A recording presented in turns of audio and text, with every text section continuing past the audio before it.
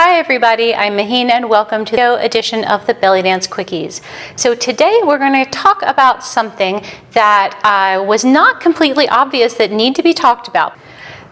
Over the years I've been teaching, which is over 15 years now, I've realized that sometimes it's a very simple thing that's hitching people up when traveling movements, and that is the idea of taking a step. Now it sounds super simple, but don't run away from me just yet, especially if you're a teacher, because it's not something that was completely apparent to me or to the students when they were having this problem about exactly what that means and about what the implications for other parts of your body are when you just talk about taking a step with a foot. So that's what we're going to do today, and I'll give you some good examples. Ready? Let's check this out. Okay, so a lot of times when I see this, it's in the course of teaching either a traveling kind of a hip articulation or with things like grapevines and basic Egyptians. So let's roll these up a little bit. Okay, so let's talk about taking a step.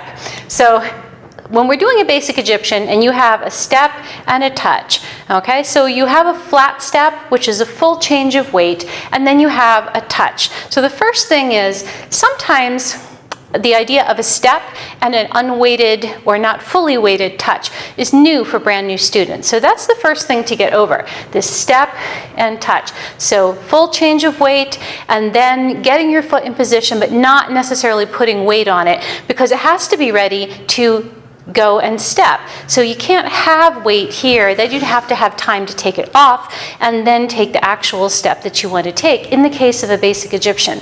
So that's one thing. But the other thing is when we take a step, we can take a step and we can take a step like this and my foot is on the floor and I have some of my weight over this foot, but I don't have all of my weight over the foot.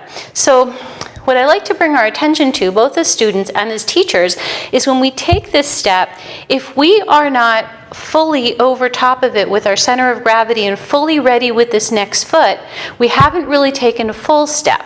So in the case of a basic Egyptian, when we're teaching this or doing this as a student, if you're feeling like you're constantly behind and you're not really hitting this accent on the basic Egyptian like on time, if you're having trouble getting to that, then this could be something to look at. So you want to make sure that you take a full step and make sure that your center of gravity, all of your weight is ready over this foot.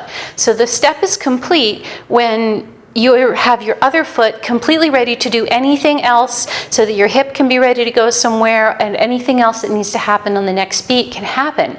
So a full step and making sure this foot is ready to go and here. And the other thing is, and we look at this, if you step here and your weight is still kind of back here, you can't move this foot and take it in front of you if your weight isn't balanced. So when you take this step, your weight has to get balanced over this leg so this can happen without destabilizing you or making you miss the beat, because you kind of have to make an adjustment before you can actually be stable enough to move your foot from the back to the front. So part of that happens from the back leg. So when we're stepping here and I'm taking this step, if I use my back leg to propel my body slightly and get my center of gravity over here, then I'm ready for the next thing. So when I take that step, I use my back leg, I roll through that foot, and I use my calf and my foot and my ankle to send my body forward. Now, so you can see how that happens there. Now, the next place that I want to look at that is in the case of, like, say, a grapevine step. So we step out, we step across, we step out, we step back. And sometimes this is a place where if I can step out, but you can see my weight's still kind of back here. But if I use that back leg, or the one I'm coming off of, and I step, now I'm ready to go. This leg is fully ready to go here. And if I use my back leg to take me forward, I'm right over top. And I come out, I come back, and I use the opposite leg to send myself to the next point where I have to be supported. And that lets us glide rather than kind of moving our way a little more haltingly. So you want to make sure that you use that back leg to take the center of gravity over the step.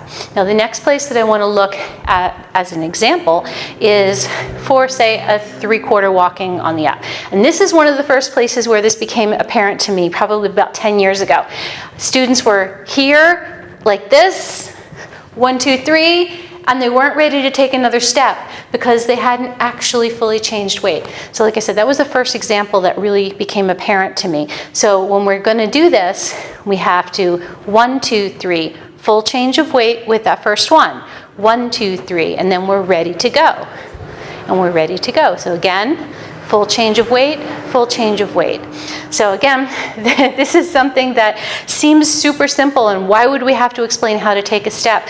But we do, and sometimes that's the key to solving some problems when movement isn't happening just right. Okay, so if you stuck with it this long, thank you for listening to that, and I hope that you tried that out. And like I said, that is not something that is really super obvious. We think about just taking a step, but all of the things that we do to make our step better make the thing that happened after it that much better. And I've had some surprising reactions from students in explaining this, and also in working with fellow teachers, where it's like, oh, I never really thought about that. So I thought I would share that with you today. If that was something that was surprising to you, go ahead and leave a comment down there. I would love to hear it. And if you have other things like that you would like to see, I'd be happy to go ahead and include them in future editions. So you guys have a wonderful week, and I will see you next time. Bye-bye. Hey, thanks for dancing with me. You can subscribe right here, and the new belly dance ideas will keep coming. Then follow me over here, and let's dance some more.